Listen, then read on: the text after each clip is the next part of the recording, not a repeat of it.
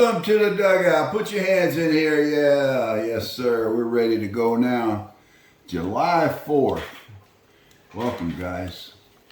Listen, this week in the dugout, we're honored to welcome a true patriot, a family man, and a long-time ambassador of the game of softball within our military ranks, Liam Gannon.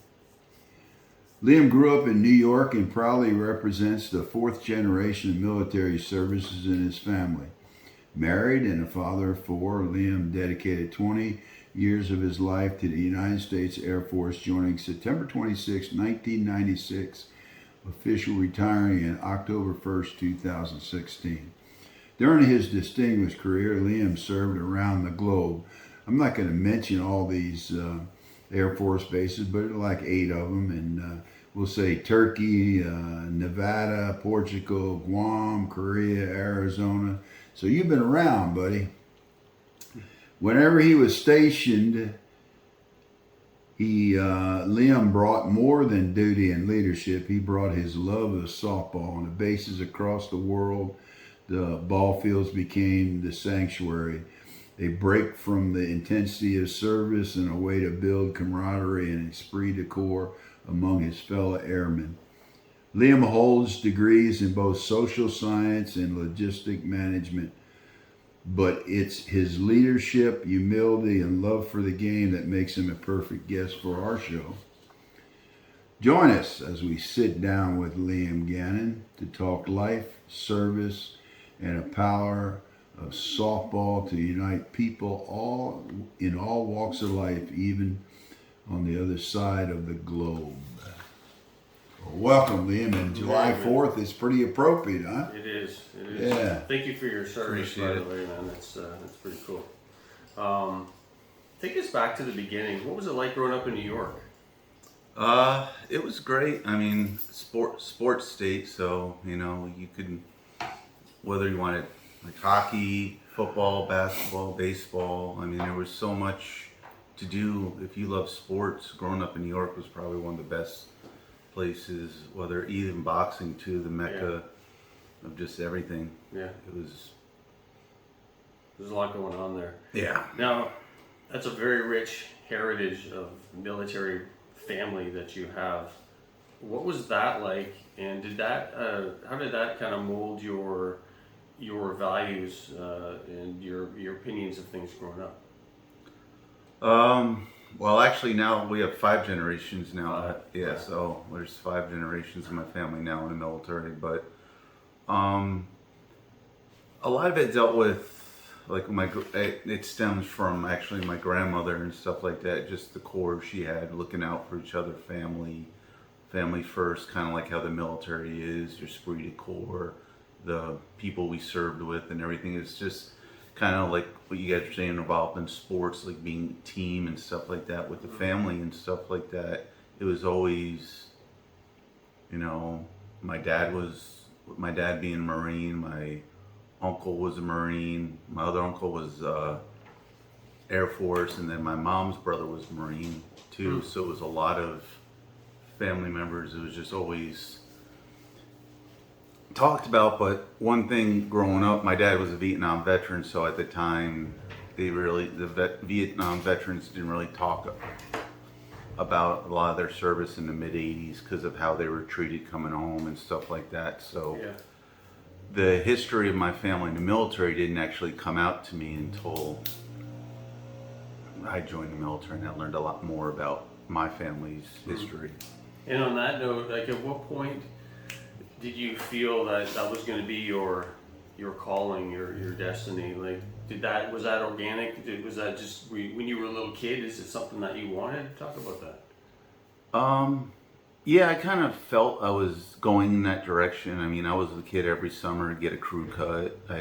School was out, I'd have a crew cut, stuff like that. When we traveled a lot of we stayed on military bases and stuff like that. So when we traveled, we'd hit the military base. So a lot of that was the military culture was constantly, I didn't think about it, but it was like like you said, part of my upbringing and stuff. And it's more as I thought as I got older, I was like, oh wow, it was kind of like a silent introduction of how things were and how the military.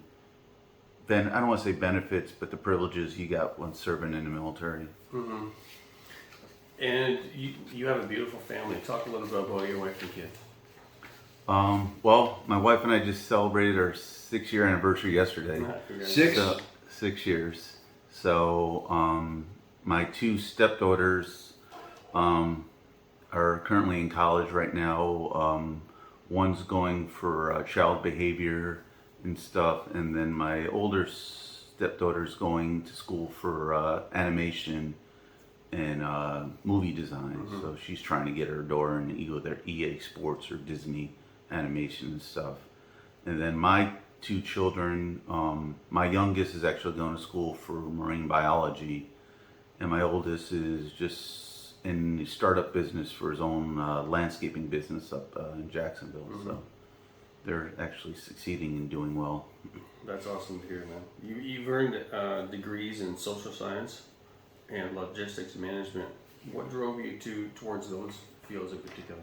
Well, the one thing about the Air Force is more of a education and college-based curriculum and stuff like that. So a lot of the classes and schoolings we went to were actually college level credits where you got credits. So with going to college prior to joining the military, I was able to, see what I needed to get certain degrees, and while I was deployed or even while I was home, I'd take a class here and there to further my education and take the most of the free education the military offered.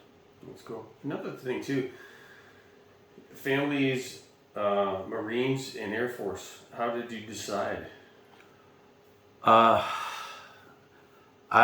it controversial? Because I know it seemed... No, it wasn't really controversial. I was, I don't want to say like a legacy to join the Marines and stuff, with my dad being a Marine drill instructor and everything, but the Marines were constantly, recruiters knew who I was in school and stuff like that. But at the time of me going into the military, there was some things going on with the Marine Corps overseas that my mom didn't want me to be associated with. And my dad pretty much told me, he goes, join the Air Force. He goes, mentally, he goes, they'll shape your mind more. He goes, physically, you can handle the Marines. And they were worried about me trying to follow my dad's legacy. He was a 1st Division Marine, so first in, first out. And then my grandfather was part of a heavy, he was actually, my grandfather was one of the first guys to ever walk on the Marshall Islands. Wow. And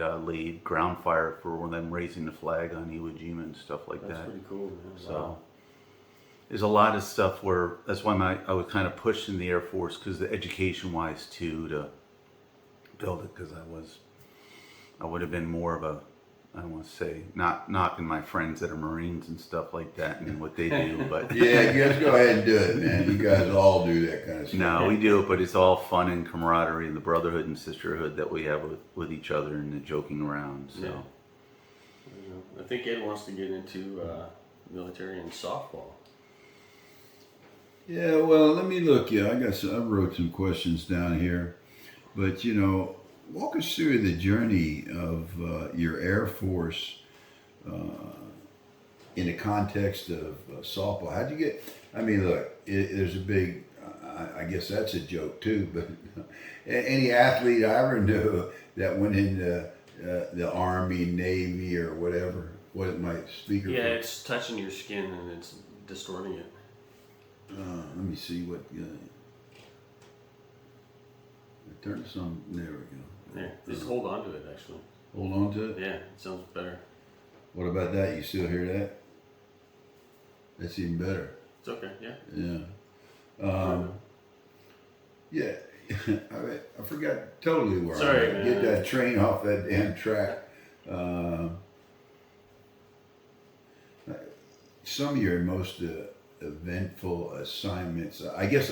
I was making a point that when you go into service, you're an athlete. That's all you do is athletics, pretty much, right? Look at that smile on his face. He wanted to smile. Training wise, yeah, we're always, PT, you're doing your runs, staying in shape and stuff like that. Playing damn softball on my dime. It was, well, being overseas and stuff like that. I mean, you're away from your families and you're trying to do esprit de corps, just keep morale up and stuff being away. Softball was actually one of the things where it was, you played with, either you could play with your units and play like intramural, kind of like league ball they have. Just another way of associating with your partners. Yeah, just helping, that way you pretty much push away, making sure everyone's getting involved in everything and no one's, alone, and you can go out, have, whether it's having a big barbecue on the weekends with the softball guys, even your teams and stuff like that. It was kind of like with the military softball teams and stuff like that, the base teams, it was like a small family. Like you travel together. It was all like holidays. I mean, that was your own little holidays. What's one of your most interesting stories? Military softball or just softball in general? No, we're talking in the military right now, and I mean, hell, you're in Turkey, Portugal, Guam, Korea. I mean, are there any kind of idiosyncrasies with playing ball in those countries, or? And actually, another question to build on top of that is, is it just the guys on the base that you played against, or was there ever a time where you played people from other countries? We've played when we traveled up to Germany and stuff like that. There were open tournaments and stuff like that. I actually went up to England and we played in an open tournament with different nationalities and stuff. We actually played on cricket fields, so no fences. So if you hit the ball, you're running for days in the outfield and stuff like that. So that was. What the hell is the base of the cricket? I watched it when I was over, and the guy's throwing it to another guy. Do you know? I don't know the concept. Turkey was more of a soccer country and stuff like that. So I actually played a little soccer while I was there too. But I really don't know that much about cricket. I just remember seeing guys. When I was growing up in New York, in Van Cortlandt Park, you'd see the cricket leagues and stuff like that. And you'd see guys running from, I guess, pole.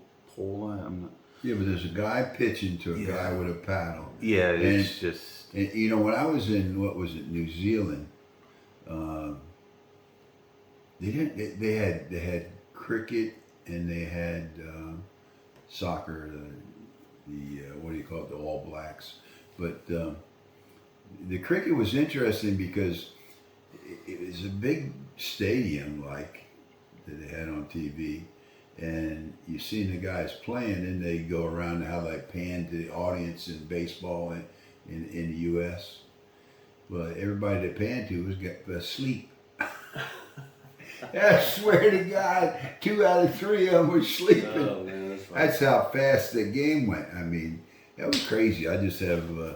It's amazing how the different cultures use the different sports, and I don't think that's a sport that plays well in the U.S. because there's not enough activity. The only other places where like you were saying, playing against people besides Americans is I played in the Philippines, and that was unlimited arc, hitting a mat. And you could swing anything, any bat. I mean, you could swing an original Ultra, the original Synergy, and we had a local guy. He was probably 4 foot, if that, throwing the ball 20 foot in the air, just hitting them. 4 foot pitcher throwing the ball 20 foot. He could just sit there, and you're sitting there looking up, waiting for rain to come down. The ball's coming down, and he's hitting, and then hitting with a blue dot, and you're sitting there going, I hope, and then.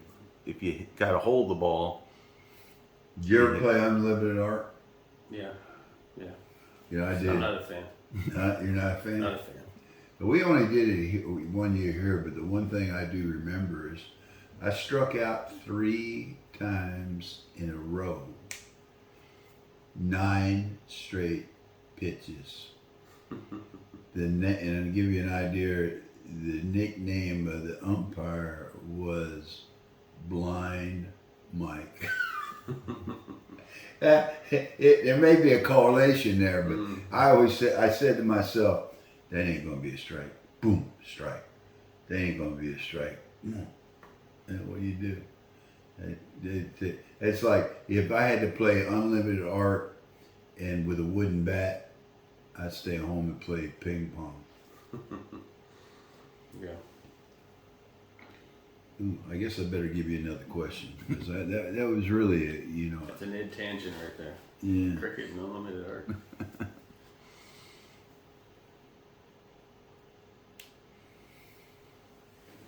I don't really like that question, but I guess let me kind of when you played softball or you played against different cultures, did you notice anything? Is there any kind of, again, idiosyncrasy that the other cultures have to our game? Or? No, there was. I mean, if you want to, probably more of a baseball style play for them. It wasn't more power; it was mostly speed and just base hitting. It was just defense and stuff like that. So when you're playing, so it was more of a, I want to say like an older National League style from the 80s and stuff like that, where you're just making, if you're going to make outs, you're making productive outs and speed. Everyone had speed on the team. And they talked funny. Talked about it. What do you mean talked about it? No, they talked funny, different accents. Different accents, different. Yeah. You know. Did you learn any different languages over there? Yeah, I was Turkish. Being over in Turkey for I did 2 different tours in Turkey. So I was there for 2 years, and then went back and did another 4 years in Turkey. So I was. Was that a job requirement, or you just became interested just to communicate? Well, it's just because dealing with a lot of the Turkish workers and stuff like that, and what my job was traveling around Turkey for certain things I did, it just made it a lot easier. My youngest actually was very, even though he will deny it, knew growing up at a young age when we moved there.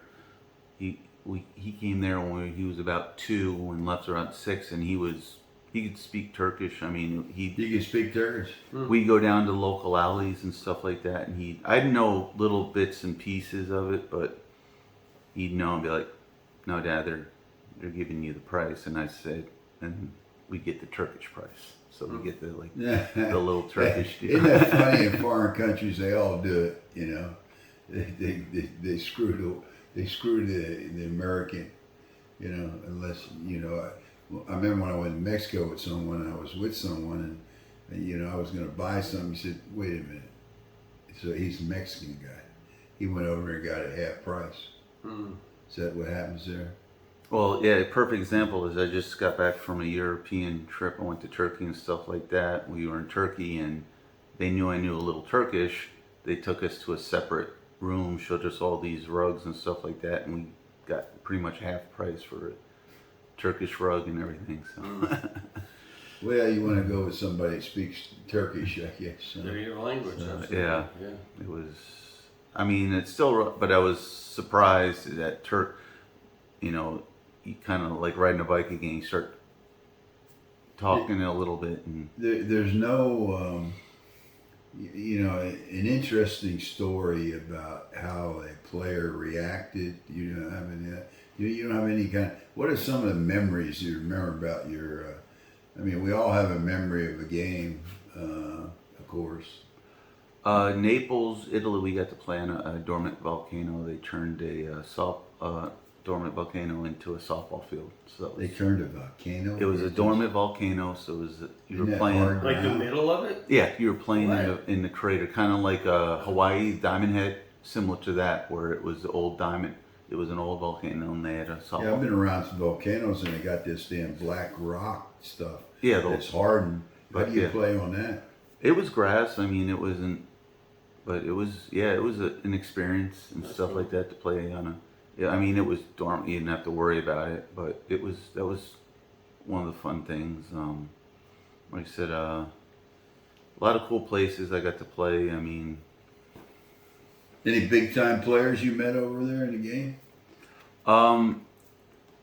softball or baseball? Well, you played both baseball. Too? No, well, we actually with the USO tours and stuff, they come and visit, and actually in Guam, well, he was known by John Carlos Stanton before he changed his name. Actually, him and a couple other Marlins were on a USO tour, and we had Guam had an Air Force and Army base, and we had a Air Force versus Navy game, and the Marlins guys played on different. Like John Carlos Stanton played on the Navy team. I got to pitch against him and got him to pop up and I hope he foul didn't out. go down. I hope he didn't shoot middle on you. No, he just Shoot what? Middle. middle. That was How tall is he? Oh, shoot the middle. he was a lot skinnier than he is now. Yeah. When I met him, that was What position probably- did you play in service ball? I started out as an outfielder before I tore my ACL, and then as I was covering, I became a pitcher, and pretty much because I could bowl, play cornhole. You know, they thought You had cornhole back in the day? Back in the day. I guess. I'm not you that know, old. What was it, 96? You did something 96. What was it? I read in the opening that you did something. That's when he started his service. Oh, that's in 96 when I turned 50. Oh wow. You went in when I was 50 years old. I was hitting softballs over the damn. I was hitting them a long way at 50, dude.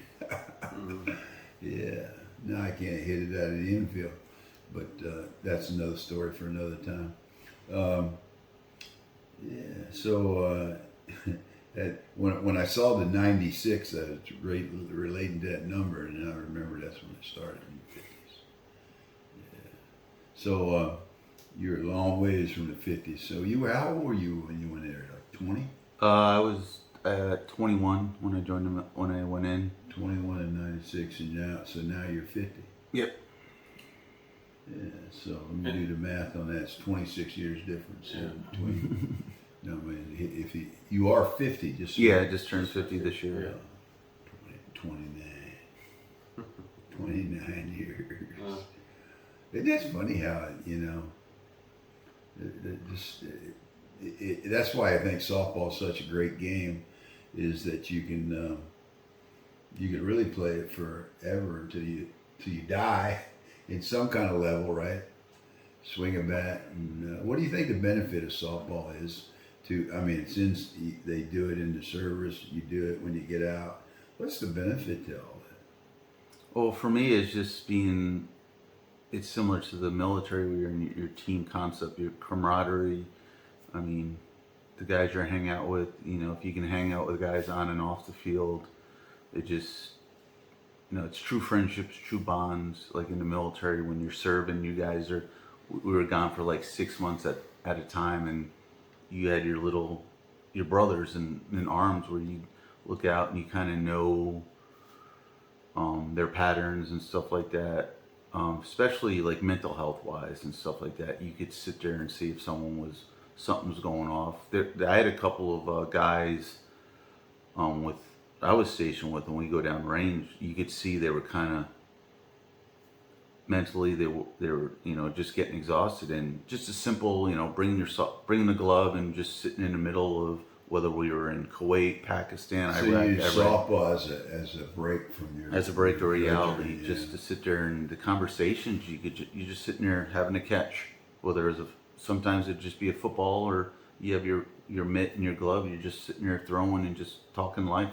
Mm-hmm. Then drinking a beer afterwards. Oh no, not down. We couldn't. Couldn't drink beer. No, couldn't. You didn't drink in any of the I didn't know southwestern. that. Yeah, there's no alcohol allowed.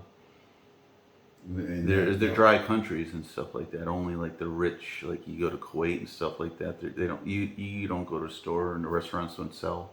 Really, Kuwait, you don't get. No, they'll have it, but it's mostly the richer people. But like you said, you go to we weren't allowed to drink, and I heard that Kuwait I read that Kuwait is getting really fat because they like to go to McDonald's and Pizza Hut and all The those. malls, they have that, like when I was there, the mall in Kuwait had like a Johnny Rockets, a Cheesecake Factory, what is it, this Snack Shack or Shake Shack?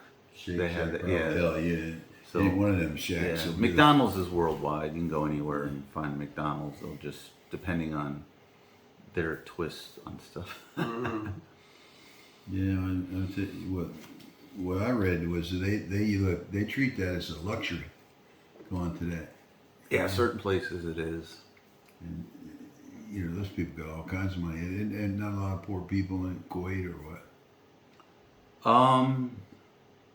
From what I saw, no, but I mean they had a lot of third world nationals coming in to work for them. So You guys get treated well over there. depending on what was going on at the time in the world and stuff like that. There was some times where we were at good bases and stuff like that, but then there was other times where we had a duck and cover. Well, Dan, listen. Let me see here. We're about right at the halfway mark. Look at that. We're right in good on shape. time. Yeah. Yeah, let's go ahead and journey into the senior softball today and get started. We'll talk about his softball life and his world in charity work. I think you did tell me you were involved in a lot of charity work and with the PTSD with the other. Well, having it myself, and then also talking with people about it and stuff like that. I always. Did you tell me you work with that or something? I mean, I don't work with it directly and stuff, but I help with supporting and doing donations. Well, we'll and get stuff into like that a little more in depth because I think it's an important time. But why don't you go ahead and take the ball, buddy, and run with Yeah, it. man. So you've done a lot of work with the military worlds and the military team. How did you get involved in that in running teams and just tell everybody about your experiences with that. Well, I don't want to say it seems every time I went to a new military base, they knew, oh, you ran teams, you have tryouts for a team, and then you're making the teams like, oh, you know softball, you know guys in the softball world and stuff like that. You can help out us with uniforms, getting donations and stuff like that.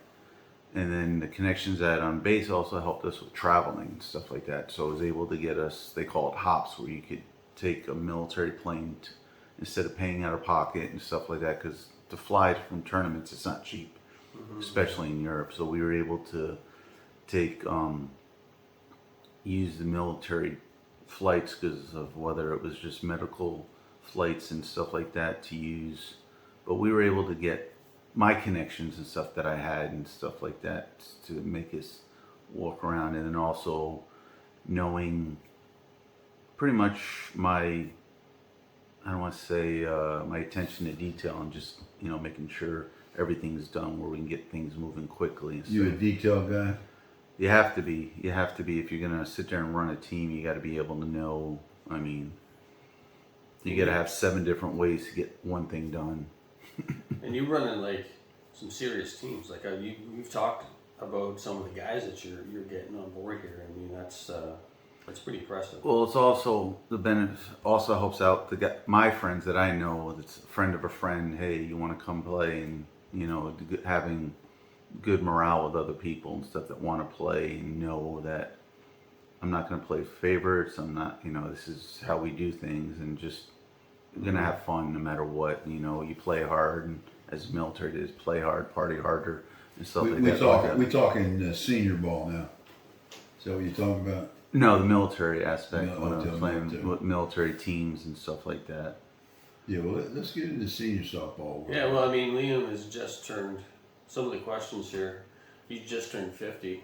I mean, this is your first year in half century, right? Yeah. Yeah. But did you play ball before? How long you been out of the military? Almost 9 years. Right. So what you You didn't play senior ball, but well, maybe it's my bad by saying senior ball. 40 and over is senior ball too, right? Yeah, I played 40 and overs. Got 10 years of that. Co-ed. I played co-ed a couple of years down here. I was actually on one of the top mixed E co-ed teams in the Why state. do guys play co-ed softball? Either they're trying to play with their girlfriend or They're trying to get a girlfriend. trying to get a girlfriend.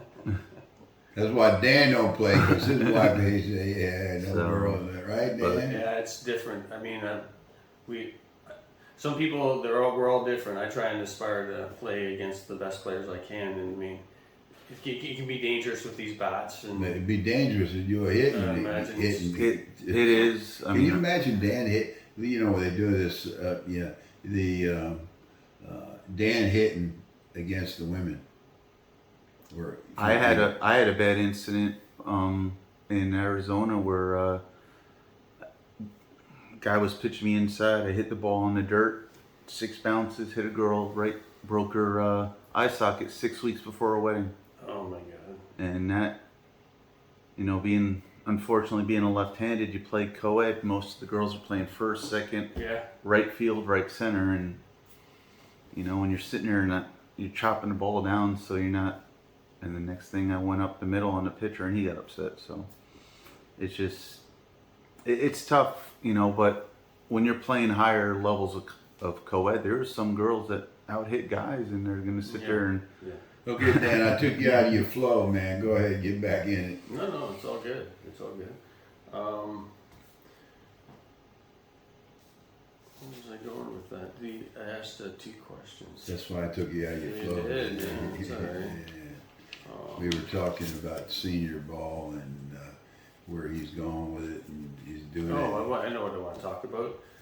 The hat you're wearing, Anonymous Athletics. You got a little something going on with Anonymous, don't you? Tell us about it. Well, one of my military buddies got me involved swinging Anonymous bats. We were talking about it at Military World last year, and that he sent us a bat that one time for us to swing on the dugout and stuff, and we were all pretty impressed with it and the performance. And then he just, based on the video of us testing that bat one time, it just a lot of interest. He sold some bats from that video? Yeah, so, and then he was like, well, let me get it in your hands so you can start pushing it out there and do demo days and stuff like that. And the response has been good. See, I don't understand if you're going to sell bats, you're going to be anonymous.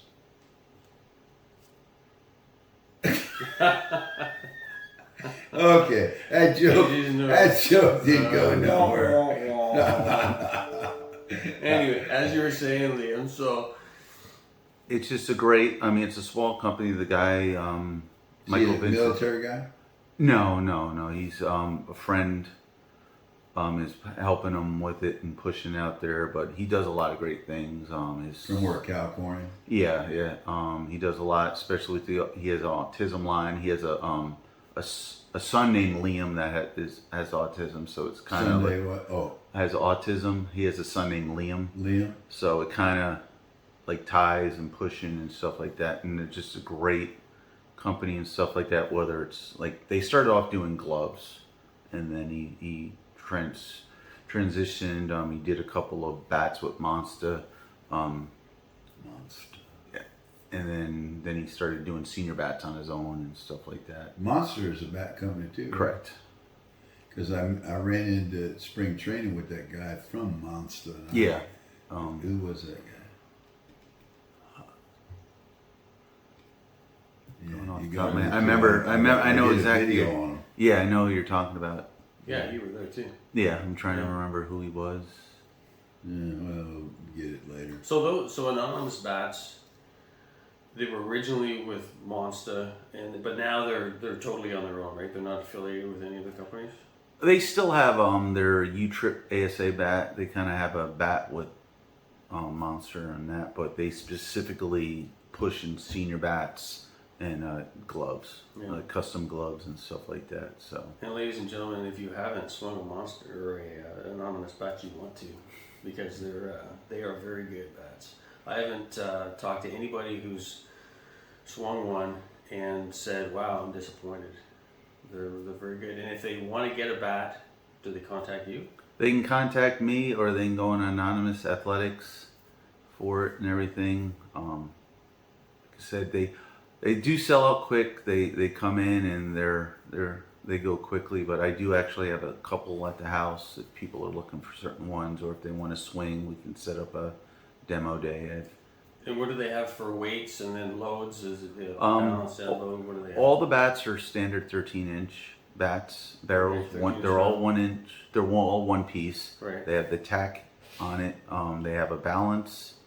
They have an They call it a neutral load, which is a balance. Then they have an enhanced load, which is a 1/2 ounce end load, and then they have the apex, which is a 1 ounce full end load. So it ranges anywhere from 25 ounces to 28, depending on what you're looking on it. And the thing I like about them is if you're going to swing the bat, when you try any of the weights, distribution stuff, you're swinging pretty much the same bat. Like other companies will have like a 2-piece, the 1-piece, or you're switching from a 12-inch barrel to a 13 barrel. So you know on a 13-inch barrel, no matter what weight you swing and stuff like that, you're gonna know where the ball drops off. If you swing you're swinging the 25 1 ounce end load, and then you break out a 27 balance bat, it's gonna be the same feel on the swing and stuff, but you're just gonna know where the sweet spot is and stuff like that. And these bats will have everybody will have their own preference. What do you like to swing, and how does it compare to other models that you've had? Right now I swing a 27 and enhance, but I'm also swinging a 25 ounce with the 1 ounce and load. For me, the swings feel similar in my swing and stuff like that. But it also depends on if I'm batting left-handed or right-handed. I can swing a heavier bat right-handed compared to my left-handed swing for some reason. But I was a big believer I like the green Mario Foster bat. That was actually the bat I hit a grand slam and tore my bicep with that bat. And stuff like that. And so he went to Anonymous. And then Anonymous sat there and, approached me about swinging their bats, and they were, feeling the similar swing and didn't really change anything on my swing and stuff. But I've known since I've switched to Anonymous bat, I've had more power, more, I don't know if it's just being relaxed and just hitting with you guys more and stuff like that, but just the way I'm swinging with those bats, it's just you trust the technology in the bat. Yeah, I can say I can attest to what you're saying. You when you made the transition, you were hitting the Foster great, but when you went to those bats, it was like another gear for you. So it's definitely they're definitely great bats for sure. Yeah. Do you What? go ahead? What? Think about these bats. What is it that makes another bat better than the other bat? Sometimes it's just mental. It could be you just get comfortable with a bat and stuff like that. There's like the old saying, when guys are struggling in a slump, sometimes you just go to that one bat that you haven't swung in tournaments a few weeks, few months. You're like, well, I know if I take this bat out, I'm going to get a hit. This is my old reliable bat. It's just, I think it's like you said, the game, as Yogi Berra said, the game's more mental than anything. Yeah, it's more mental than anything. Yeah. Because once you're mentally taken out of a game, the rest is... It's like keeping a positive attitude all the time. Correct. For sure. That was an example. Yesterday I was hitting bad, and I used the Foster early in the batting round, and it felt like crap. And then in my last round, I took the Foster back out and then hit it like the old days. But I was doing something different with my body mechanics, and I felt like I opened up my hips more and stuff like that. So, yeah, I think it's a real combination of the two. Like when I see a teammate struggling and stuff like that, I'll start cracking jokes and I'm loosening up, having fun. I was like, this is a game. It's fun. We're men playing, kind of I said, we're men playing a girls' game sometimes, you know, as kids and stuff like that, because it's Girls game. with guys a lot. You know, with guys that don't play softball, they always joke around like, Yeah, "Oh, it's the girls' you're playing," game. you know. But it's just one of those things where you loosen a guy up and it just joking around with them, and then next thing you know, they're hitting again because they're out of their head. They're having fun again. Isn't it funny how we called it a girls' game, really? I mean, but I played softball when I was in grade school in Jersey. It's pickup games, you know, before school. You playing games before school. So softball is almost like a community, right? Do you see that like that? Oh, 100%. I mean, what got me into the softball world even deeper is just a simple forum online, softballfans.com. It was a forum where you could sit there and chat, and you could buy stuff. Yeah, okay. where you can go on there. You had your own little username. You're sitting there depending. Is that still available? Yeah, it's still on, but I don't know with Facebook and everything now. That was like when it started. I think Audie used to 2000. do that. Well, that's how I met Kurt House through softball fans and Because stuff like that. I knew they were on there all the time. When I'd see there when my kid's mother, when my first wife, she lived in Jacksonville, Florida. I'd fly in on leave, and I'd go hit with Kurt, and he's a little similar to what you had, your little club and stuff like that. And I learned a lot from Kurt, and Kurt actually opened up a lot of doors for me in the softball world. You know, meeting Mike Masinko, getting me involved, knowing people from combat and stuff like that, and different things. In '09, that's actually where a lot of my softball world expanded and stuff like that. I was dealing with Kevin Bass from Bass Bats and stuff like that. That company's probably not around anymore. Yeah, I don't remember it. So, but yeah, that was. You did something similar with combat as well? We had. Well, what happened to me I was the original freak guy. I swung the original freak when I was in the military and stuff at an ASA bat, and then when they banned those, I was coming. You know, I bought them from my friends, and I was bringing them to sell back in the States, and actually all my bats broke. The airline broke all the bats and destroyed my bat. And the conveyor belt, instead of going like that, it went like that and snapped 8 bats. Man. So I got to the classic spring training in '09. And I said, you know, Kurt was like, "Oh, are you gonna swing?" I said, "I don't have anything to swing." I said, "All my bats are broken." I got reimbursed with everything, but then Johnny McGraw heard that, and Bobby Yeah, he was there also, and they sat there and gave me a couple of Johnny McGraw's new plagues when they were first coming out to swing those, and then Mike Masinko. What were they called? Plague. The plague. It would just come out. Plague, virus, antivirus. Never got that plague. And then Mike Masinko was there, and he let me swing a couple bats. And he was actually when he was with combat, he was letting me swing I swung his senior combat bat. I remember it being yellow or something. I was swinging that, and I was like, "Oh, what is this?" Yeah, I was like, "Oh," he's like, "Are you too young to swing?" And he actually, Mike. Well, that's because it's senior bat. Yeah, and actually, Mike showed me how to get more power into my swing bat and left-handed, because he joked around. He goes, "You need to stick lefty or righty." I didn't know Masinko helped you learn how to hit. We expect more out of you now. So, well, learning, like I said, with Kurt and Mike, they actually helped me a lot more with my softball to sit there and, because I was more just, if I was batting right in, I'd go backside and stuff. I was more of a backside hitter and stuff like that, and just instead of hitting for power. And then I started just a simple change. And I guess it's confidence when you have a major player sitting there, taking you on the side and just talking to you and stuff like that, kind of like. You don't question what they say, you just try and execute it. Yeah, and it's just, being active duty at the time military, I'm just, all right, well, chain of command, these guys are higher on the food chain than I am. This is an important question. How do you feel now that you've traded the great Mike Masinko in for Dan Carlson? I don't think he gets to keep either one of us. I'm not sure.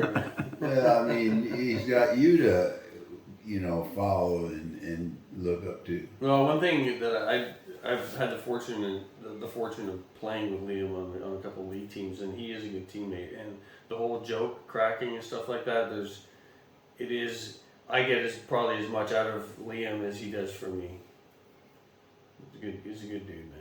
This is a politician over here. That's true. It's Well, true, but man. You're going to run for true. office. Well, I also have him and Gary Benton to talk. Gary. I have two guys Oh, to that's sit right. You there. got the big Gary Benton. So, yeah. When you got two guys, the way they hit, I mean, I look at it both ways. Where being a right hand. So you traded Mike Masinko in for No, Dan I still Carlson thought and no. Gary Benton. No, I'll always take. Look, Mike. man, I don't care how good Mike is. He's a personal friend of mine.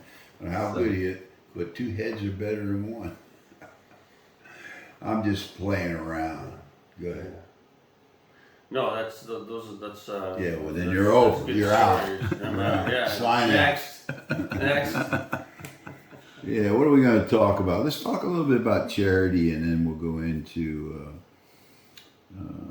a little conversation about PTSD that people may not be aware of.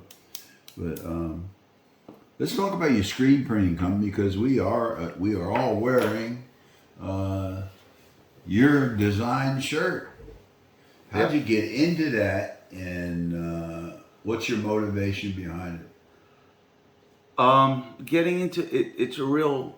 Actually, I kind of have to thank my youngest for it when I was getting out of the military and not knowing what to do. And my youngest was like, "Dad, you're always designing jerseys and stuff like that for teams and other teams. Everything you've been on, you've always sat there and and you guys would contest. I'm always the brightest guy in the room, coming with the outfits and stuff like Well, that." you're talking about I thought you were talking about your IQ. Yeah, that's what I was talking. I was ready to defend that one. But color-wise and stuff like that, I always like to make a statement. Brightest guy in the room. Yeah, okay. Yeah. I always like to, like You're the flashiest, the flashiest guy. Yeah. as my wife says, she loves going to theme parks with me because she always knows where I am because she can spot me. Well, I tell you what, there was a couple outfits you wore out there that I did think were pretty wild, I guess. You got some cool ones too. You're very good at the design. So if the colors would match, you'd be great. But look, man, no one makes a better shirt than Liam. Yeah. Makes a great shirt. I get a lot of compliments on these shirts. Yes. I hear a lot of compliments too. And he was totally, that's your design all the way around. And like I said, playing and stuff like that, I mean, if I wouldn't wear it, I don't want the material and stuff Give like that. yourself a plug, man. Give them who to contact, man. Yep, Shut Up and Play Designs. We're on Instagram and Facebook, or you can just email us at shutupandplay@yahoo.com, and either I'll get a hold of you or one of my daughters will email you back to get you an order done and everything. So we're very... Why don't you get like the first 5 people that call get a 10% discount from the station?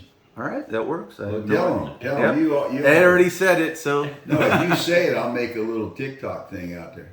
Yep, first 5, like Ed said, we'll give you 20% off, no problem. Get you going on some great uniforms. Yeah, and if you ever want any of these dugout shirts, Liam's the guy that makes them. Yeah.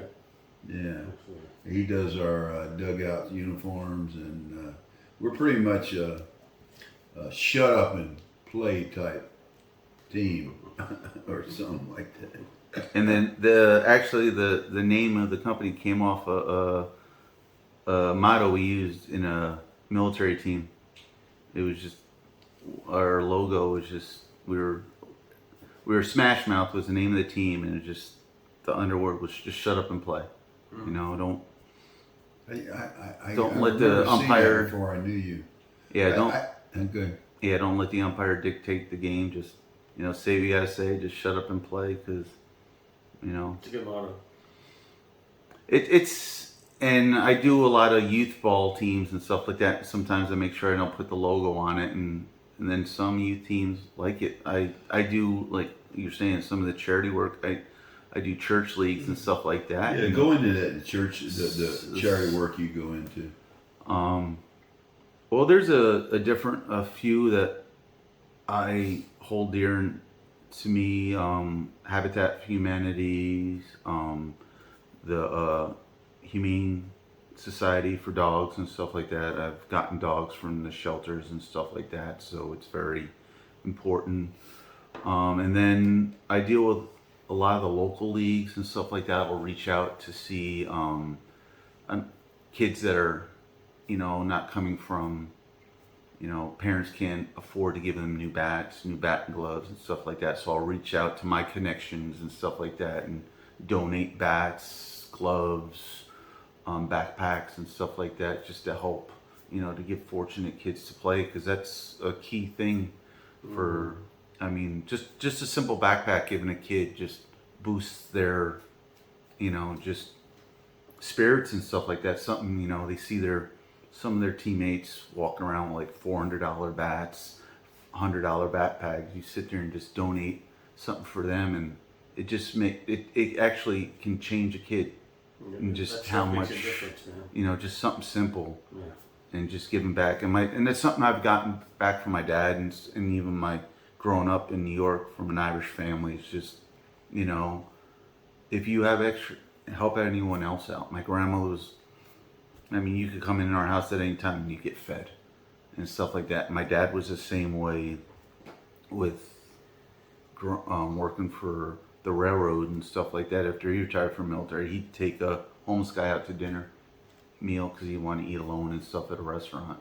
And my mom's a big advocate for Miles of Hope up in New York for breast cancer and stuff like that. So it's just something that's been distilled in me, and always helping other, play it forward, and just making, if you can make one person's life better, and it's just a ripple effect, makes everyone's life. Well, let's move on into that. You're doing kind of the same thing in a way with this PTSD. I understand you have PTSD, Post-traumatic stress disorder. And how are you handling that? Talking about it, and just I'm fortunate being a disabled veteran and stuff like that, where I can go to the VA, and I've been assigned a psychiatrist and a psychologist just to talk about stuff. A lot of it deals with nightmares, just having flashbacks of what you want to do, and anxiety, where you can just walk into a spot and you just feel anxious and stuff like that. You'll notice anyone that's in the military, when they walk into a restaurant, they're going to sit in a corner so they can see everything that's going on. Or it's just training and stuff like that, or just something when you were serving, something happened. But it's not also the military that has it. It's first responders have it, fire department, police department, or even children have it, depending on certain, big traumatic, whether it's an accident or something that happened in their life. It's when you get that, usually it's from like seeing things that are so grotesque that makes no sense to the human mind. It might not be something grotesque, like, horrible. It could just be an accident or something that just happened in front of you. It could just be an event that sometimes you weren't even involved with. You could have seen, like, I don't want to get specific on things, but it could be mentally where you just relive things. Like I personally, I have nightmares. I have unrestless sleeps where there's sometimes I don't even sleep for days. I just can't sleep and stuff like that. And I'll have I want to say nightmares, but I relive stuff, but it'll be different. Something will be changed, and then that gets your mind stimulated and stuff like that. Or like sometimes driving on a 95 or I-4 kicks in. Oh, you get road rage? So yeah, you gotta be careful on that, stuff like that. And then on the softball, Dude, I was never in war, but I had a lot of hell laces with road rage. And it's just tough on the softball field where sometimes you got to fight that, like I was saying, shut up and play philosophy where, I mean, someone's talking to you, you know, words get exchanged and you don't want that switch to kick on where you're just getting that fight mentality. Yeah. So you just want to walk around and stuff like that. It's just because I've lost friends over PTSD. God rest his soul, Chris Larson, that used to be with Dean Marie and Anarchy. That was a push for, you know, veterans hotlines and, you know, the veterans and stuff like that with suicide awareness and stuff like that. It's just, See, let me take a little educational part here. You're 50, right? So I'm 79, 29 years. The one thing you won't have to worry about a little bit is, well here's the problem changes a little. Like I still have road rage once in a while. You know, so I'll go into road rage and I chase the guy 5 minutes, and then I realize I better not catch this guy because I can't do anything. You know, the older you get, I've flown off the handle myself, just being, you know, and I never saw war. so yeah, it's just a switch sometimes where you're just, and I mean, I used to be that guy where my buddies call that, or I'd walk into anything, I'd fight, I didn't care. I just, all right, let's go. If I die, I die. It just, they called it warrior mode. I just snap into that warrior mode where you couldn't, I mean, I had two of my rugby players, buddies, trying to hold me down, and they couldn't. I just got in that rage where nothing was going to stop me, and it's just where I had to, like, I went to anger, I've gone to anger management to help me with PTSD and sit there and just make sure, you know, that's why I don't own a weapon. I don't have any firearms in the house. Well, that I know my wife might, but I don't know. That's why I don't keep a gun around. So, All my family's gun people, but I'm not a gun but person. I just, one of those I'm things. scared I would Correct. I'd use it at the wrong time. I'm trying to get Dan into to see someone to help him with his temperament. He's Flying off the handle. too volatile. That's news to me. Not really. It's just the opposite, and you all know it. Yeah, Dan's like my yin to my yang, or what is that? However they say. Yeah, whatever they say. Yeah, I'm definitely the loose nut in this group. So let's go ahead and kind of wrap this up somewhere. Is there anything that you want to share with us that we haven't really questioned you? I mean, it's an honor to have you here on thank you. the 4th of July. I appreciate it. Dan's genius on that scheduling.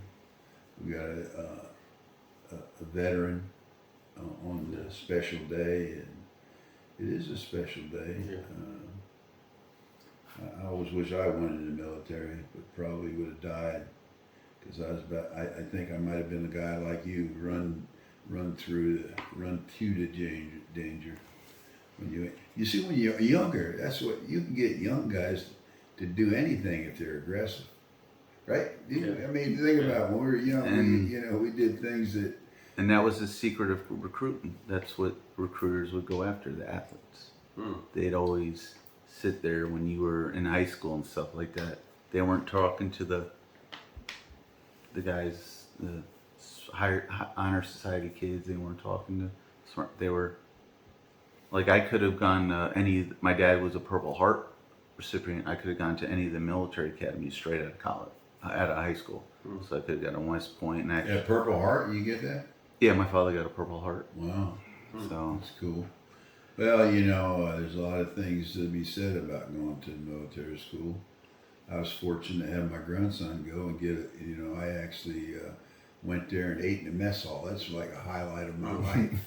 Eating in the mess hall of the Air Force, man. I don't know if that's a highlight, right? I know it's a highlight. Well, actually, for other service members, eating in the Air Force dining facilities compared to any of the other branches is is like eating. I didn't say the food was a highlight of my life. I said the actual The atmosphere. doing it. Yeah, Yeah. and So the Air Force has a little higher standards. The higher standards they are Dude, standards. dude, They always called us the chair force and stuff like that. that's one way to look at it. They call that the easy life, Yeah. and the Marines call it the easy life. I don't know what the Army calls it, but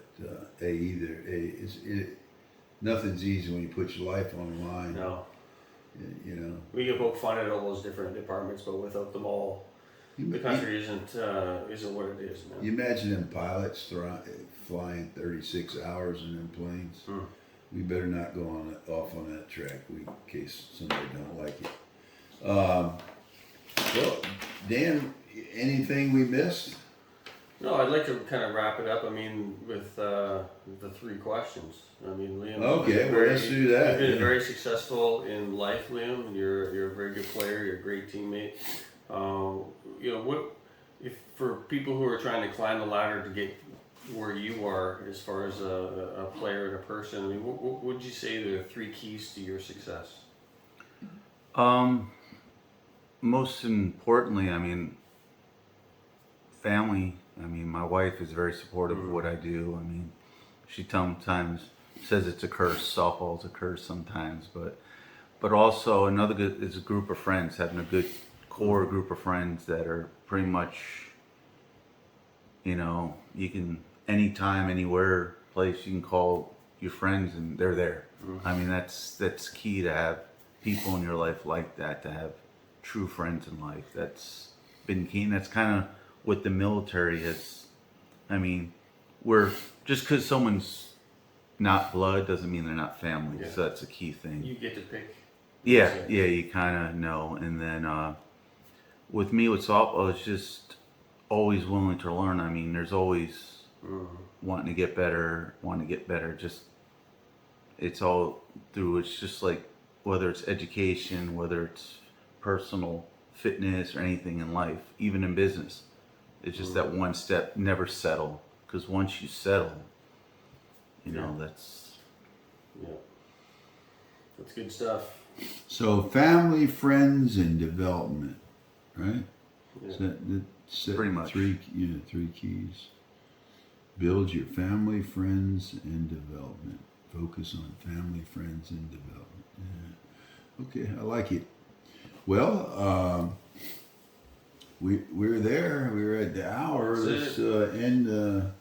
Give us some music. We'll take it home, Liam Dan. Gannon, ladies and gentlemen, thank you, bro. That was Appreciate good. it. Thanks for coming, brother. Okay. Well, the camera's still running. Yes. I heard the Sony shut off.